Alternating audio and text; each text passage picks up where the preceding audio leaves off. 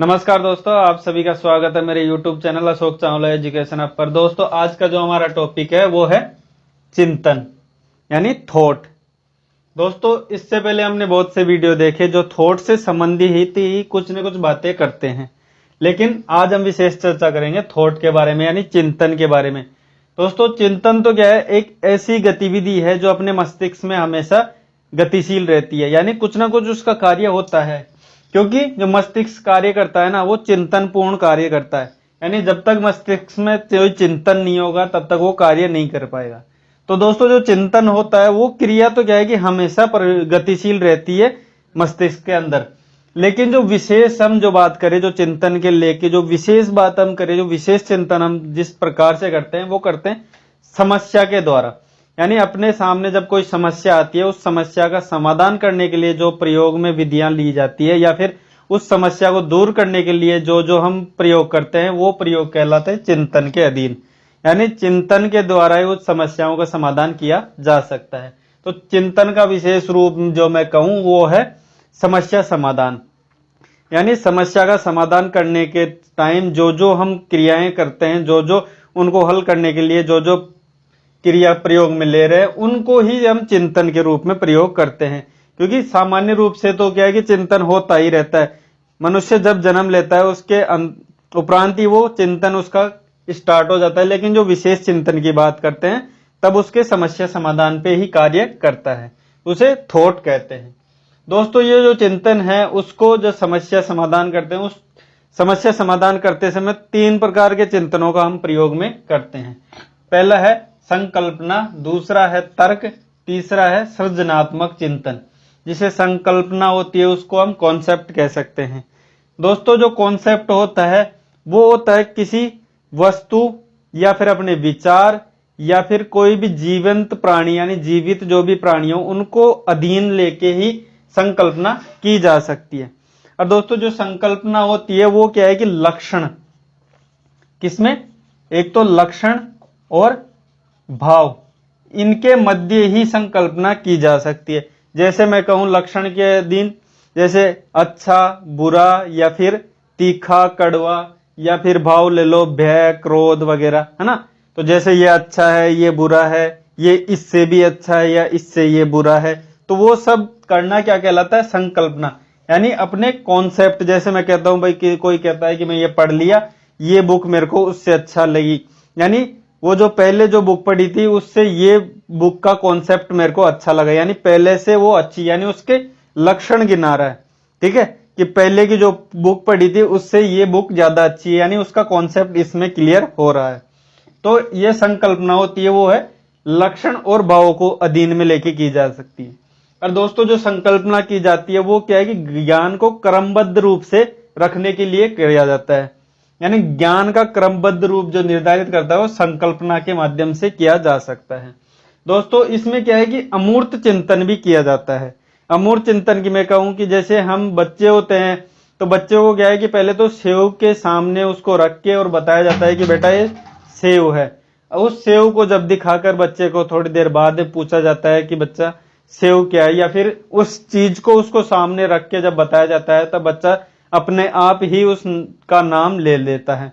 या फिर हम जब सेव का नाम लेते हैं तो बच्चा उस सेव को हाथ में लेके बता सकता है कि ये सेव है।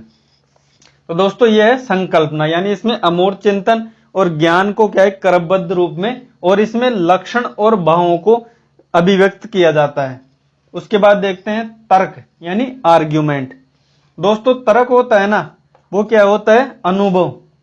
इसमें अनुभव तो करता है, लेकिन वो जो अनुभव होता है ना वो किस में होता है, अनुमान रूप में। ठीक है, जो तर्क होता है यानी आर्ग्यूमेंट वो अनुमान रूप में होता है। वो ऐसे होता है क्योंकि दोस्तों, जो तर्क होता है वो क्या है कि प्रमाण तो होता है। जैसे प्रमाण बहुत से बताए गए हैं, प्रत्यक्ष प्रमाण, अनुमान प्रमाण या फिर शब्द प्रमाण, वैसे ही तर्क क्या है, एक अनुमान प्रमाण है। प्रमाण तो मिलता है लेकिन किसमें, अनुमान के रूप में, यानी पूर्ण रूप से वो प्रत्यक्ष नहीं है, यानी कुछ ना कुछ खामियां हो सकती है। जैसे कि एक एग्जाम्पल पे तौर पे देख लो आप कि तर्क में जैसे हम देखते हैं कि कोई बाबा जी है या फिर कुछ भी कोई मनुष्य है या फिर कोई व्यक्ति है, उसके हाथ में कमंडल है, कमंडल जिसमें वो जो बाबा वगैरह रखते हैं वो कमंडल उसके हाथ में है, और उससे अनुमान यानी हम तर्क लगा सकते हैं कि वो कोई साधु या संत महात्मा है, क्योंकि वो उन्हीं के पास कमंडल होता है। लेकिन ये बात कोई सत्य नहीं है, ठीक है। ये क्या है कि हम ना अनुमान है, यानी हमारा तर्क है, अपना आर्ग्यूमेंट है जो हम उस पर देख रहे हैं। लेकिन ये तो कोई बात, ये सत्य तो नहीं है ना कि जिसके पास कमंडल हो वो बाबा ही हो या फिर वो जो संत महात्मा ये हो। ये क्लियर है, क्योंकि अभी जैसे कोई बाबा कमंडल यहाँ रख के बोल गए हैं और किसी से मंगवाया हो, कोई अन्य पुरुष उसको लेके जा रहा हो तो वो बाबा थोड़ी हुआ। लेकिन ये कमंडल का जो अनुमान लगाया गया है वो तर्क के माध्यम से लगाया गया, लेकिन ये प्रत्यक्ष प्रमाण नहीं है। तो दोस्तों ये जो तर्क किया जाता है वो आर्ग्यूमेंट करके किया जाता है, यानी उसके जोड़ा जाता है, ठीक है। लेकिन ये कोई फिक्स नहीं है कि अनुमान हमेशा सत्य ही हो, वो एक तर्क किया जाता है। आगे देखते हैं सृजनात्मक चिंतन। ये तर्क का ही विस्तृत रूप है, यानी तर्क तो अनुमान के रूप में किया जाता है, और सृजनात्मक चिंतन यानी जो क्रिएटिव थॉट है ना, यानी किसी भी बात को उसको पूरा सर्जन करके उसका जैसे विश्लेषण करके, ये विश्लेषणात्मक पद्धति है। यानी किसी भी चीज का विश्लेषण करके उसके बारे में पूर्ण जानकारी प्राप्त करके, उसके तथ्यों को, उसके विषय को समझकर, उसके बारे में पूरा ज्ञान करके, उसका सर्जन करके उसके चिंतन करना। यानी किसी बात को एक तो डायरेक्ट अनुमान के माध्यम से बोल देना, एक क्या है उसके लक्षण भावों को जानकर बोल देना, और एक होता है सर्जन करके, यानी उसके बारे में पूरा विश्लेषण करके उसके बारे में चिंतन करना। तो ये जो आधुनिक पद्धति में प्रयोग में ली जा रही है बच्चों को समझाने के लिए या फिर बच्चों को बताने के लिए, वो पद्धति है सृजनात्मक चिंतन। यानी बच्चा जो भी वो आविष्कारात्मक चिंतन होता है ना बच्चे का, यानी कुछ भी खोजने की या उसमें आविष्कार करने की, कुछ जानने की जो इच्छा प्रवृत्त होती है ना, वो होती है सृजनात्मक चिंतन, यानी उसकी क्रिएटिव थॉट के द्वारा। यानी उसमें थॉट ऐसा होता है कि सृजनात्मक, जो किसी भी बात को वो जानने की इच्छा रखता है तो उसमें पहले वो खोज करेगा, यानी उसके बारे में पूरी जानकारी जुटाएगा, उसके बाद ही उस पर विशेष चिंतन वो करेगा। तो दोस्तों ये है चिंतन के 3 रूप जिसके द्वारा चिंतन किया जाता है।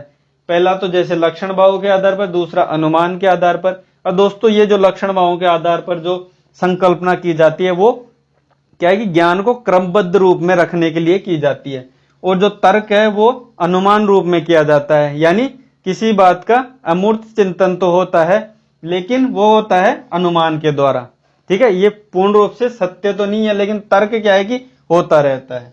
उसके बाद है सृजनात्मक चिंतन। ये आधुनिक विधियों के द्वारा पढ़ाई जाने वाली पद्धति है, जिसमें हर विषय का चिंतन किया जाता है सृजन करके, यानी उसका सृजनात्मक चिंतन, यानी उसका क्रिएटिव। बच्चे की आजकल की जो सोच है वो क्रिएटिव इसीलिए है क्योंकि उसका हर बात का वो पहले सृजन करता है, उसके विश्लेषण करता है, उसके बारे में उसका चिंतन करता है।